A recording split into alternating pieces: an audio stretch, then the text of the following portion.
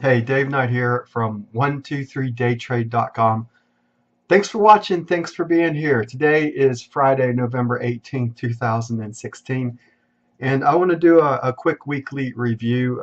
This was my first full week of live funded in the funded account at Top Step Trader. I traded 4 days. Of those 4 days, I had 3 winning days and 1 losing day. And if you look at the blog, go back in the blog, especially looking at the euphoria of Wednesday into the whatever you call Thursday, and then Friday before I turned it around, I think I was down about 37 ticks.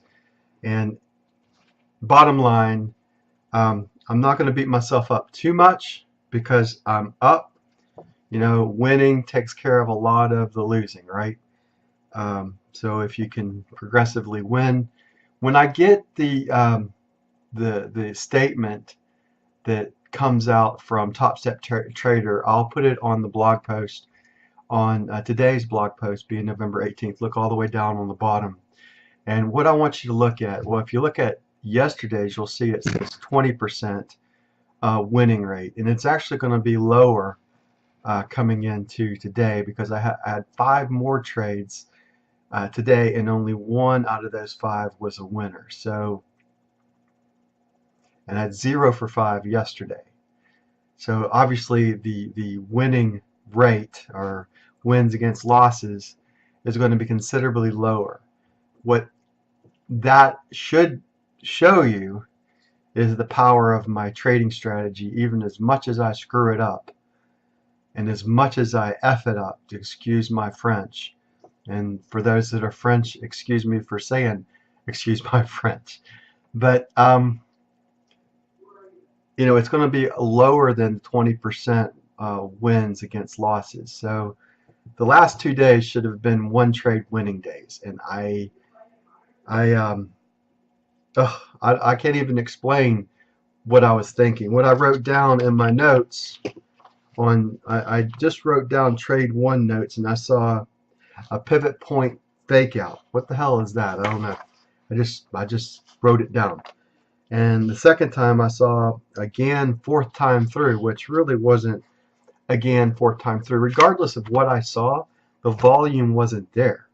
It wasn't there on Thursday, and it wasn't there on Friday until it hit at 8:30, around 8:30ish, between 8:30 to 8:33 a.m. Central Standard Time. The real good trade today for me that saved my week came in at 8. Well, I went short at 8:40 a.m.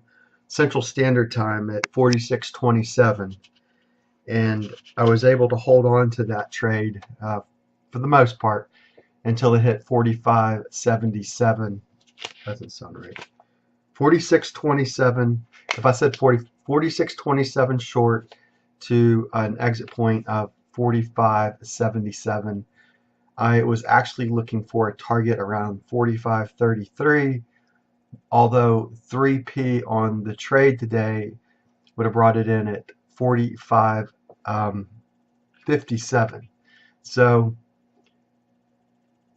that would have been 70 tick winner, you know, but I accumulated all those losses, and I was just happy to get out of the trading week, and especially today, after accumulating 4 losses in a row and then taking that 1 trade, finally getting that 1 trade. So over the last 2 days, I've had 10 trades, and only 1 of the 10 has been successful.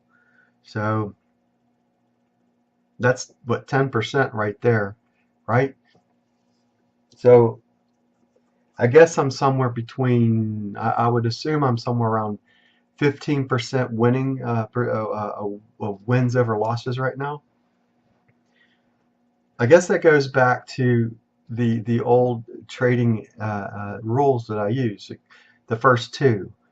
The first one, cut your losses short, and the second one, let your profits run. And what I can say to that, and why I'm in the winning column, and my closing account balance after today is around 376. $40. That's where it should be after the end of day today. So we can get into what the balance could be, the woulda, shoulda, coulda side of it. The woulda, shoulda, coulda side of it could be um, 50 ticks plus another 50 ticks plus, so another $1,000 of what it was on Wednesday. So I could be easily sitting at $1,700 and change if I would have traded correctly throughout the week. I think overconfidence, like I talked about yesterday, affected my breathing, and today impatience was the nemesis that started off my trading. I don't have any excuses. I try not to make excuses. I try to be a discretionary trader. Um, I work through a lot of my own set of demons. I see things in the market that are not there, and I'm fortunate that I have some trading signals that I believe in, that when I see them, they can save my trading performance and trading day. If I get rid of some of the discretionary side of me that takes these bad trades, I think that I would do much better. And I guess that comes back to a person that's new to trading and just taking the trust and belief of some of the trading that I believe in, and just doing that simple stuff will make a lot more money than I make, because I have been seasoned to do some stupid things along the way.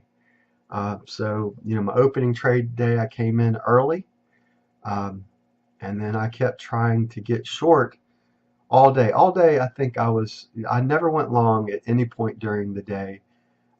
In fact, over the last 2 days, I only went long one time out of 10 trades.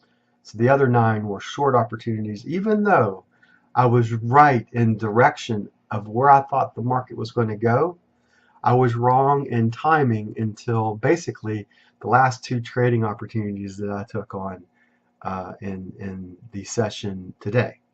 Specifically, the last trade that took me out of a loss situation and bringing me up out of that. So I look at my equity curve. I could easily be, after 4 days of trading, 100% winning percentage and up roughly $1,700 or 170 ticks, however you want to look at that.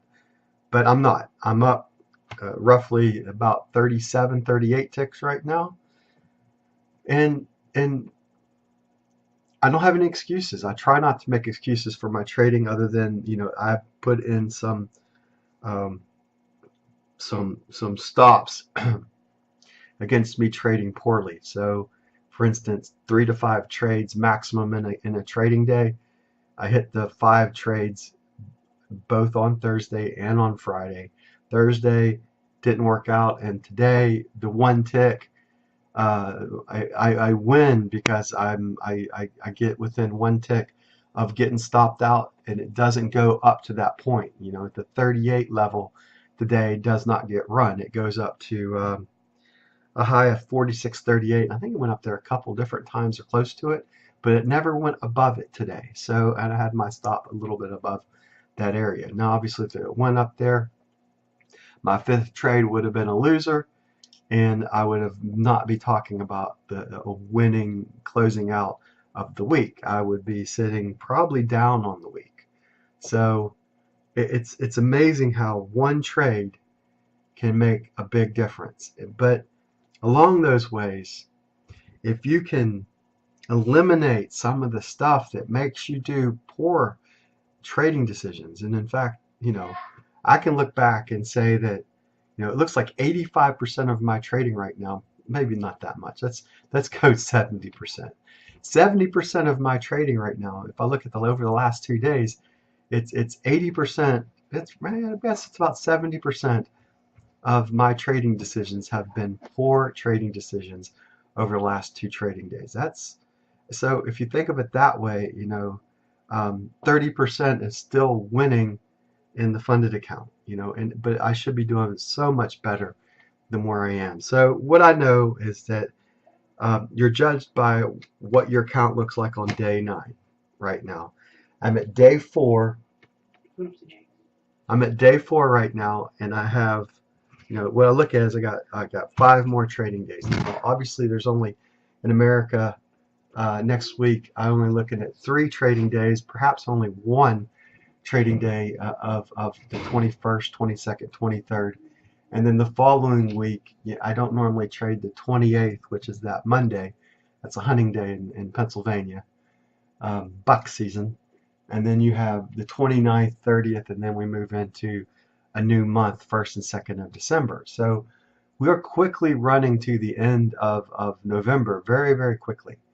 But as I look at the rest of November, I can see that if I trade up through November 30th, I can see that that would bring me to day 9. I don't know. What I need to do, what I need to be is more patient in my trading decisions. When I look back at today, I had marked the charts as it was a tiebreaker. So a tiebreaker scenario should mean to me that I need an event to come in, a volume bar, to get me excited about trading. I didn't wait for that. I was impatient. I wanted the money then, and it cost me almost a winning trading day today too, but it didn't. So what's the moral of the story? The moral of the story is that you can be a losing trader. Look at my performance right now, and I bet you I'm under 20% winning trades over losing trades, and I'm still up on the funded account. Now, granted, one of the big trades was for 72 ticks, but I can easily show you where I could have earned 70 ticks on Thursday and 70 ticks, or at least 60 ticks today. If you go looking at the blog post on Thursday and Friday, you can see where if I just would have followed my own trading rules about highest volume bar, I would have eliminated a lot of problems, and I would be sitting up at least, minimally speaking, 150 ticks coming into the weekend. Now, maybe I need to have this learning experience so that I perform better throughout the rest of the year in the funded account and into next year. Maybe I needed this learning experience so that I don't do some of the discretionary trading that leads to losses. So perhaps that's what the lesson is for me. So the moral of the story is to stop seeing what the market and trying to imply what the market is doing, and then therefore making up this imaginary belief center into my trading and putting in and forcing my beliefs into the market. That's not really the way to look at it. What I need to do is really see with my own 2 eyes, in this case my 4 eyes, see with my 4 eyes what the market is actually showing me. And I think that's what I was trying to express in the blog post today. To really see what the market is showing me with my own 4 eyes, and then take my decision or make my decision based upon what the market is showing. So Joe Ross said it a lot better than the way I look at it. He always would say, trade what you see, not what you think. There's so much wisdom in that thought process that he said. I mean, and I'm thankful for all the master traders that have paved the way for me, the journeyman trader that I will always be. So the moral of the story is you can have a 20% win rate, wins against losses, and still be winning. And I guess if that appeals to you, but obviously you want to do better than that. But that's the power of the trading strategy that I developed. It takes care of a lot of my issues, because bottom line, and the bottom line is that there's 2 rules that you must follow in day trading. 1, however you want to look at it. 1, cut your losses short. You've got to get out of bad trades and get out quickly. Find that exit door as fast as humanly possible. 2, when you are in a winning position, don't be so quick at taking that gain. Milk it for as much as you can. And the more uncomfortable some of these trades get, the better off they are in the long run sometimes. So have a plan. You know, I like to follow behind with the 200 bar SMA behind it. You need to have a plan to keep in those trades, because those big winning trades are going to make up for a lot of small losses.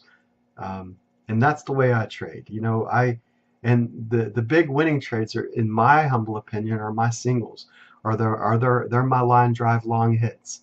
You know, when I get $1,000 in the account, or I get 100 ticks out, then those are those home run trades that happen occasionally.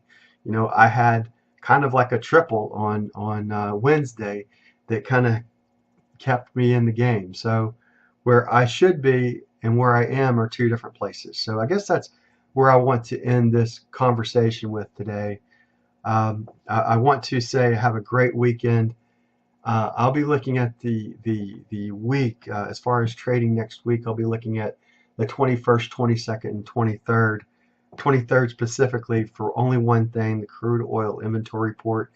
Monday may or may not be a trading day for me, and Tuesday may or may not be a trading day for me. I don't know. I have to see what the market is going to show and then go from there. So we will see. You know, that's about it.